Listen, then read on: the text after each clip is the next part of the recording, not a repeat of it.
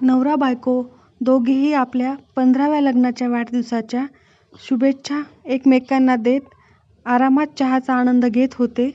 बोलता बोलता बायकोने नवऱ्याला विचारले, माझ्याबद्दल तुला काय वाटते? नवरा एकदमच बावचळून गेला, गोंधळून गेला. आता त्याला अशा प्रश्नांची सवय राहिलेली नव्हतीच. जेव्हा नवीन नवीन लग्न झाले होते तेव्हा ठीक होते. त्यावेळी बायकोकडून दिवसातून एकदा तरी हा प्रश्न त्याच्यासमोर यायचा आणि त्यावेळी त्याच्याकडे खूप भारी भारी उत्तरे तयार असायची. परंतु लग्न होऊन काही वर्ष झाल्यावर संसार नावाची प्रश्नपत्रिका सोडवता सोडवता ही असली तोंडी परीक्षा पार विसरतच गेला. आणि काही वर्षे एकदमच शांत असतानाच अचानकच आज हा प्रश्नरूपी बॉल बायकोने टाकला आणि चहाचे रिकामे कप घेऊन बायको स्वयंपाक करायला निघून गेली.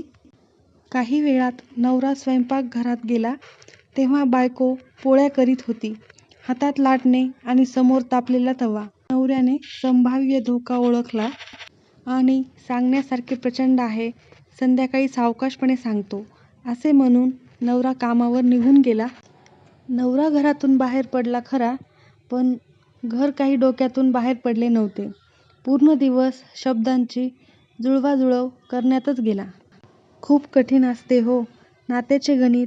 एकदा का भावनेत अडकले की ते शब्दातून सोडवणे खूप कठीण असते. नवरा विचार करत होता, काय सांगावे? राजा मी, तू माझी राणी वगैरे असे काही म्हणावे का? नाही नाही, खूप फिल्मी वाटणार. तू खूप चांगली आहेस असे म्हणावे? नाही, ते फारच रुक्ष वाटण्याची शक्यता आहे. समजूतदार आहेस, सहनशील आहेस वगैरे म्हणावे? तर ती नक्कीच म्हणणार. राजकारण्यासारखी उत्तरे देऊ नकोस. नवऱ्याला काहीच सुचेना.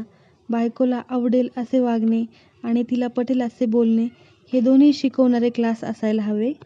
लाईन लागेल नवऱ्यांची. त्याच्या मनात असले भलभलते विचार येत होते. सूर्य मावळला, संध्याकाळ झाली आणि घरी जायची वेळ झाली. आपल्याला पाहताच तिच्या उजव्या डोळ्याची भुवई वर जाणार याची त्याला खात्री होती. होमवर्क पूर्ण न करता शाळेत गेलेल्या विद्यार्थ्यासारखा त्याचा चेहरा झालेला होता.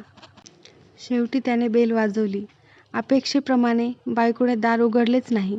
त्याच्या मुलीने दार उघडले आणि पुढच्या क्षणी कांद्यांच्या भज्यांचा सुगंध नाकात शिरला.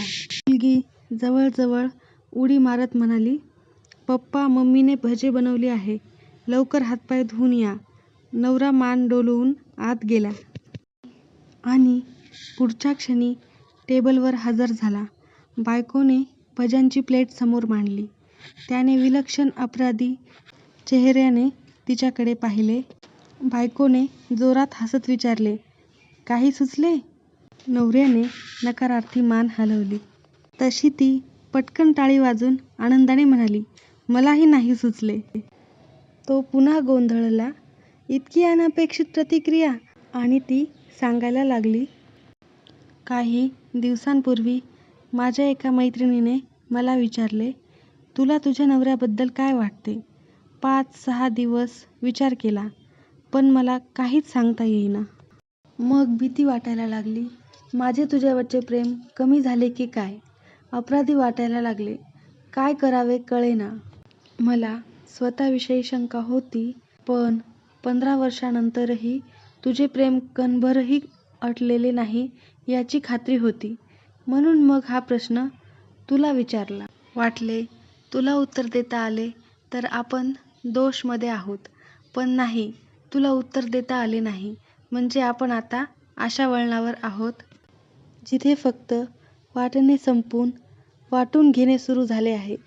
आता शब्द सापडत नाहीत आणि त्याची गरजही वाटत नाही. कारण आता एकमेकांसमोर स्वतःला सिद्ध करण्याची धडपड संपली आहे. असे म्हणून बायकोने एक कांदा भजी प्रेमाने त्याच्या तोंडात टाकली.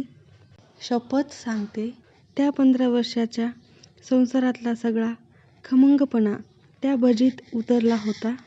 नवरा बायकोची अनमोल प्रीती मन भावना व्यक्त कथा या चॅनलवर तुम्हाला नक्की बघायला मिळेल. धन्यवाद.